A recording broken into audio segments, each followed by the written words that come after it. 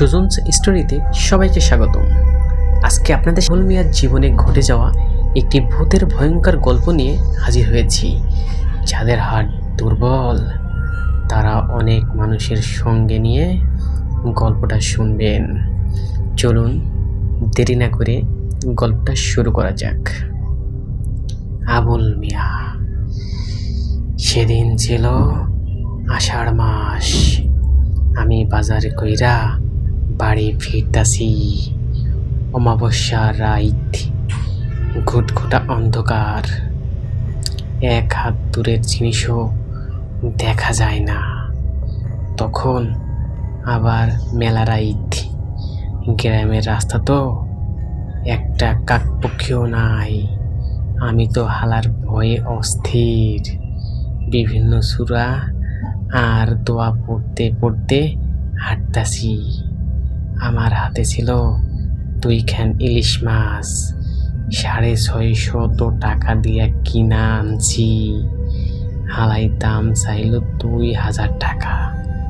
আমি কইছি, থাপ্পড় দিয়ে তোর দাঁত ফালাই দিব হারামজাদা, চেনোস আমারে? যাই হোক, রাত্রিবেলা ইলিশ মাছ নিয়া বাইর হইতাছি। ইলিশ মাছ আবার তেনাগু ভীষণ পছন্দের জিনিস, সেই কারণে আমার ডর আরো বাইরে গেল। অবশ্য এখানকার ইলিশে আগের সেই গন্ধ আর স্বাদ নাই।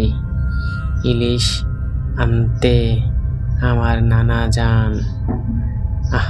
আরে কি গন্ধ, কি টেস্ট! আয়না নানিরে কইতেন, ওই করিমের মা। আমার সে গল্পে না হয় আরেকদিন শুনবো। আমরা মূল গল্পে ফিরে আসি। যাই হোক, কিছু দূর হাঁটার পর হালকা চাঁদের আলোতে দেখি সামনে মিয়াবাড়ির বটগাছ দেখা যায়। এই বটগাছের আবার বিরাট কাহিনী। এই গাছের ডালে ফাঁস দিয়া কুলসুমা মরছিল। আরে কুলসুমা দেখতে বড়ই সুন্দর ছিল। স্কুলে যাইতে আইতে কুলসুমের সাথে রং তামাশা করতাম। টুনির মা কইয়া ডাক দিতাম। কুলসুম কিছু কইত না, ডরে তার মুখ দিয়া কথাই বাইর হইত না। খিক করে হাসত। একখান বিশেষ কারণে কুলসুমা গলায় ফাঁস দিছিল, সেই কথা আপনারে আলগা কইরা কমু। তই সেই দিন কুলসুমার কথা মনে হইতে আমি বুঝলাম ডর কি জিনিস। 3 বার চুলায় ক্লাস বইরা হাঁটা দিলাম। পূর্ণিমার রাত, সবকিছু সামনে একটা কালা বিলাই। আমি বুঝলাম এইটা কুলসুমা ছাড়া আর কেউ নাই, আমারে শাস্তি দিতে আইছে। আমি মাথা ঠান্ডা রাইখা কইলাম, আম্মা তুমি আমারে মাফ কইরা দাও। বিলাই কয় ম্যাও। বড়ই আজীব ব্যাপার। এদিকে ভাদ্র মাসের গরমে আমি ঘামে ভিজা জুবজুবা। আমি কুলসুমা রে কইলাম, আমি আর জিন্দেগিতে কোনো মাইয়ার দিকে চোখ তুইলা তাকামো না, কেউরে মিস কল দিমু না। মাফ করো আম্মা, বাড়ি যাইতে দাও। কুলসুমা কয় ম্যাও। চিন্তা করছেন অবস্থা। এমন সময় শুনি পিছনে বেটা মানুষের গলার আওয়াজ। আমি আপনাদের অনুষ্ঠানের মতো কইরা ডাক দিলাম, কেডা? কেডাওনে? আওয়াজ আইলো, জি আমি রহিম। ভালো আছেন নি ভাই? রহিম রে দেখা আমার জানে শান্তি আইলো। আবার লগে ডরও লাগলো। এত রাইতে রহিম এইখানে কি করে? সামনে তাকাইয়া দেখি কুলসুমা নাই। তখন আমার মনে সন্দেহ আরো বাইরে গেল। তাইলে কি বিলাইটা রহিমের রূপ ধইরা আইলো? আমি তাকাইয়া দেখি আমাদের রহিমের মতো। এই রহিমের শৈলের রং ধলা নাই, কালা। বিলাইয়ের রঙও কালা ছিল। কুলসুমার গায়ের রঙও কালা ছিল। দুয়ে দুয়ে চাইর হইতে সময় লাগলো না। তয় আমি যে ভয় পাইছি সেটা রহিম না কুলসুমার আত্মা, কাউরে বুঝবার দেয়া যাইব না।